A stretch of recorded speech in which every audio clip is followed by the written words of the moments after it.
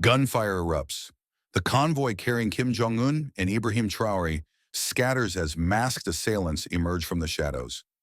What happened next would forever change how Africa deals with Western powers. In one of the most shocking diplomatic incidents of our time, foreign agents attempted to assassinate two heads of state on African soil. The aftermath wasn't what anyone expected. Instead of retreat, it sparked a revolution that's still sending shockwaves across the global political landscape. Before we move on, I'd like to ask you a small favor. If you appreciate this content, please take a second to like this video and subscribe to the channel. Over 98% of you watch the videos without subscribing. It costs you nothing, but it makes a huge difference to us. So did you click the subscribe button? Great. Thank you so much. Now back to the video. When Ibrahim Traoré extended an invitation to Kim Jong-un, he knew the stakes would be enormous. The young African leader wasn't just arranging a standard diplomatic meeting. He was making a statement that shook Western powers to their core. Traore believed Africa needed to chart its own course, free from the influence of nations that had exploited the continent for centuries. His invitation to one of the world's most isolated leaders represented a direct challenge to Western dominance in the region. The reaction from Washington, Paris, and London came swiftly.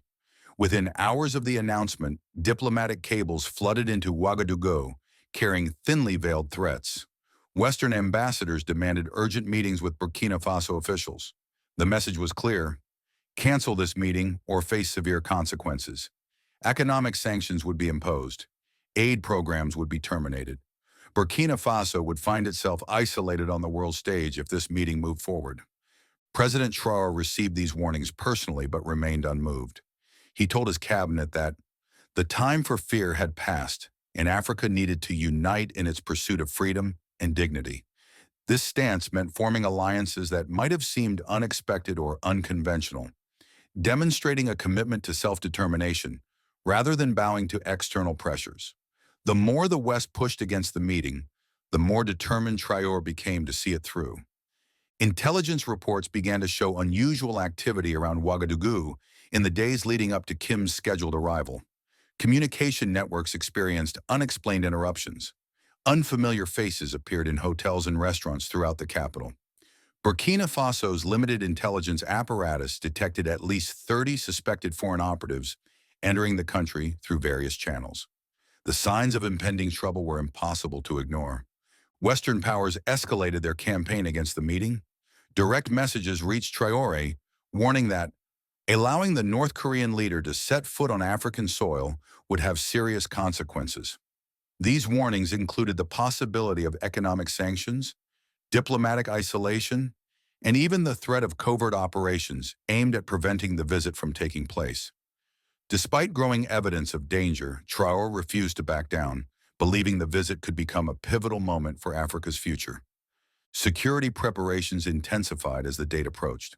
Traore's military commanders established 3 security perimeters around the planned meeting locations. Soldiers patrolled the streets of Wagadugu day and night. Checkpoints appeared at major intersections. The airport underwent a complete security overhaul. Local police forces received enhanced weapons and tactical training from North Korean security experts who arrived weeks before their leader. The capital transformed into a fortress. Kim Jong-un's arrival caused international alarm when satellite imagery revealed his specially equipped military airplane touching down in Burkina Faso. Intelligence sources reported the aircraft was capable of carrying nuclear missiles for defensive purposes, a clear message to potential adversaries that interference could escalate into global conflict. The plane was accompanied by fighter jets until it entered African airspace, highlighting the extraordinary tension surrounding this diplomatic mission. What wasn't yet public knowledge was that the assassination plot had already been set in motion. A coalition of Western intelligence agencies coordinated the operation, pooling resources and agents from the CIA, French DGSE, and British MI6. The mission was classified at the highest levels of secrecy, with only a select group of officials aware of its existence. Planning had begun months earlier when the first rumors of the meeting surfaced. The coordination between these agencies was unprecedented, revealing how seriously Western powers viewed this diplomatic alliance. The operatives positioned themselves along the planned route between the airport and presidential palace. They established sniper positions in abandoned buildings. They infiltrated the security perimeter using diplomatic covers and forged credentials. They recruited local assets through bribes and blackmail. The elaborate operation demonstrated just how determined Western powers were to prevent this alliance from forming. As Kim's convoy moved through Wagadugu streets, surrounded by motorcycles and armored vehicles, the trap was already set. The heavily armed security detail remained vigilant, but they couldn't detect the dozens of foreign agents who had methodically compromised their defensive positions. The local population lined the streets, curious about the visiting dignitary and unaware of the imminent danger. Traffic was halted along the entire route, creating an eerie silence broken only by the rumble of engines and occasional commands from security personnel. Kim's bulletproof limousine approached the narrowest section of the route, where tall buildings created a natural choke point. Security teams communicated through encrypted radios, confirming all positions secure. The convoy maintained its steady pace, just minutes away from reaching the presidential palace, where Traore waited to welcome his controversial guest. Neither leader suspected that this diplomatic gambit was about to transform into something far more dangerous. A direct assault on their lives that would reshape African politics for decades to come. The first shots caught everyone by surprise. Kim's convoy hit the narrowest part of the road where buildings crowded close on both sides. The lead vehicle was just passing through this bottleneck when a deafening explosion rocked the street. A roadside bomb detonated with precise timing, disabling the lead security vehicle and creating immediate chaos. Within seconds, gunfire erupted from multiple positions. Even Kim's elite guards, trained to anticipate threats, were momentarily disoriented by the coordination and ferocity of the attack. Black SUVs appeared from side streets, blocking both ends of the road. The convoy was trapped. Masked men in unmarked tactical gear emerged from these vehicles, holding weapons that immediately stood out to military observers. They carried advanced assault rifles with specialized attachments, the kind of equipment typically reserved for special forces operations. These weren't simple mercenaries or local rebels. Their movements revealed extensive tactical training as they established firing positions and communicated through advanced headsets. The attackers moved with practiced precision, using standard military formations that maximized their coverage while minimizing their exposure. They maintained strict fire discipline, targeting the vehicles most likely to contain the two leaders. Their coordinated approach indicated professional training far beyond what local militant groups could manage. One of the most telling details was their communication system. They used hand signals and tactical radio protocols identical to those employed by Western Special Forces units. Kim's security team reacted with remarkable speed despite the initial shock. His personal guards formed a protective circle around the limousine, using their bodies as human shields while returning accurate fire. The North Korean security detail had trained for exactly this scenario, and their response showed years of rigorous preparation. Inside the armored vehicle, Kim remained calm, directed by his security chief to stay down and move only when instructed. The bulletproof glass of his limousine showed spiderweb cracks but held against multiple impacts. Burkina Faso's military forces responded quickly to the crisis. Within minutes of the first explosion, Traore's troops converged on the ambush site from multiple directions. Military vehicles raced through the streets, sirens blaring as soldiers prepared for combat. The local forces engaged the attackers with a mix of determination and tactical skill, gradually establishing a perimeter that prevented the assassins from closing in on their targets. The firefight intensified, bullets tearing through vehicles and buildings as civilians fled in terror. The battle raged for nearly 20 minutes, an eternity in combat terms. The narrow streets echoed with gunfire and explosions as both sides fought with increasing desperation. The attackers, realizing their primary mission was failing, began to withdraw using pre-planned escape routes. Their disciplined retreat further confirmed their professional training.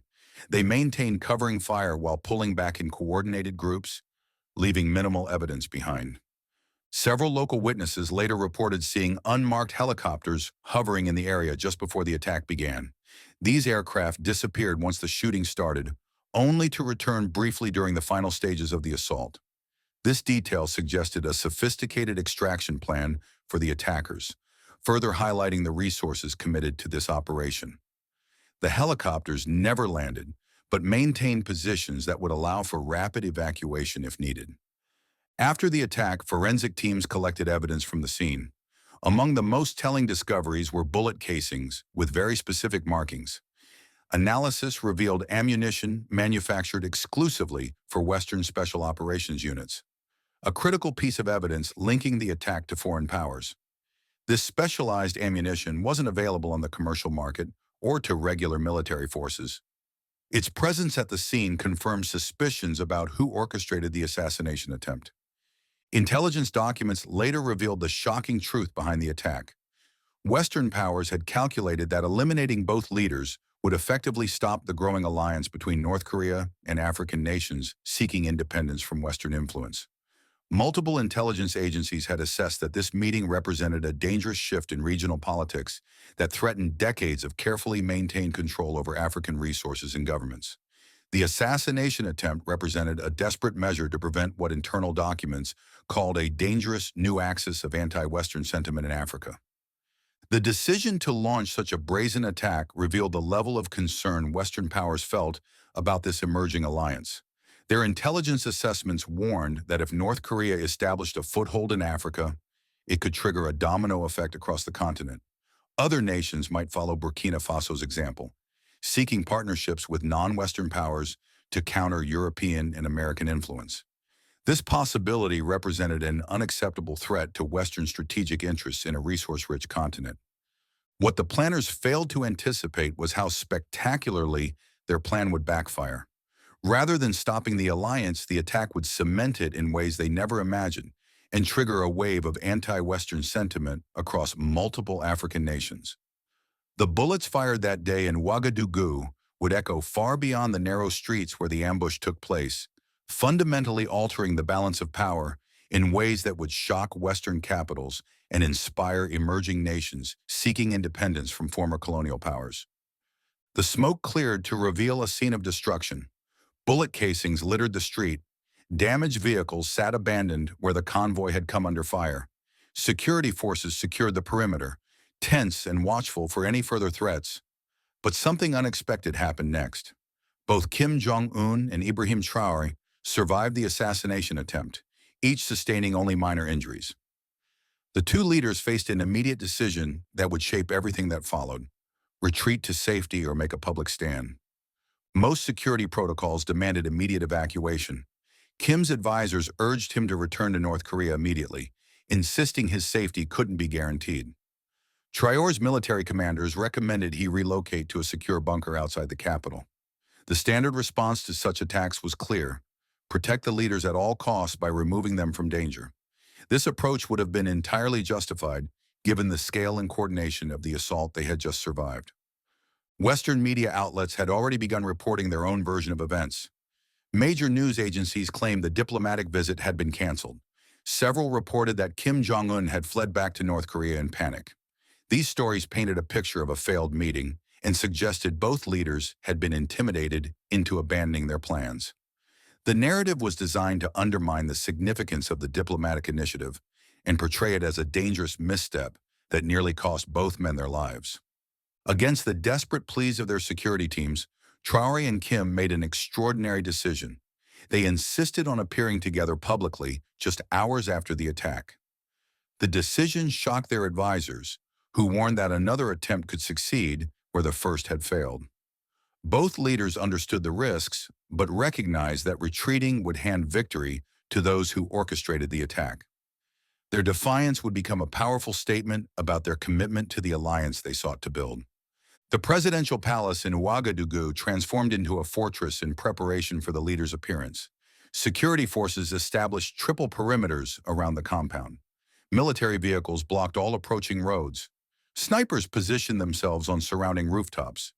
Most visibly, anti-aircraft weapons appeared on the palace roof, a clear signal that the authorities anticipated the possibility of an aerial attack. The extraordinary security measures reflected the gravity of the situation and the determination to prevent any further attempts. Inside the heavily guarded palace, Traore and Kim met with their closest advisors. The atmosphere remained tense as armed guards stood at every doorway. The leaders spent hours drafting what would become known as the Wagadugu Declaration, a document that explicitly named Western powers as orchestrators of the attack. The text called for a new alliance of nations opposing neo-colonialism and interference in African affairs. It invited other African nations to join a coalition dedicated to true independence from former colonial powers and their continuing influence. The document addressed neo-colonialism directly, describing how former colonial powers maintain control through economic pressure, political manipulation, and occasional military intervention. It outlined how African sovereignty was undermined through debt dependency and unbalanced trade agreements that favored Western interests. Most controversially, it explicitly accused Western intelligence agencies of orchestrating the assassination attempt as part of a broader strategy to maintain control over African resources and governments. When the two leaders finally emerged for their press conference, their appearance sent a powerful message. Traore's arm was wrapped in a bandage where a bullet had grazed him. Kim had a visible cut across his cheek from flying glass during the attack. Rather than hiding these injuries, they displayed them as badges of their commitment. The visual impact was immediate and powerful. Two leaders who had faced death but remained unbowed. Their physical presence contradicted the narrative of retreat and fear that Western media had tried to establish. Intelligence documents later revealed how deeply Western governments had been involved in planning the attack. Classified memos described the assassination attempt as a necessary intervention to preserve strategic interests in Africa. The operation had received approval at the highest levels of several Western governments, with leaders signing off on what they viewed as a preventative measure against a dangerous new alliance. The cold calculation behind the attack showed how seriously these powers viewed the threat to their influence in Africa. Traore spoke forcefully at the press conference, declaring, "They came with bullets, but we respond with sovereignty. Africa will never again bow to those who wish to control our destiny." His words resonated far beyond Burkina Faso's borders, striking a chord with populations across the continent who had long resented Western interference. What might have been a minor diplomatic meeting between two controversial leaders had transformed into a rallying cry for African independence. The defiant stand taken by Traore and Kim shocked the world. Western capitals expressed outrage at the accusations while scrambling to contain the diplomatic damage. African leaders watched carefully, many seeing an opportunity to assert greater independence from former colonial powers. The assassination attempt that was meant to silence two leaders instead amplified their message, transforming a diplomatic footnote into a pivotal moment that would alter the balance of power between Africa and the West for decades to come.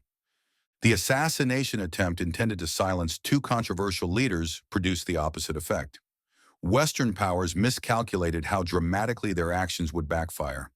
What they didn't anticipate was how the attack would resonate with nations who had endured centuries of exploitation and control. In the months following the incident, 17 African countries severed diplomatic relations with Western powers involved in the attack.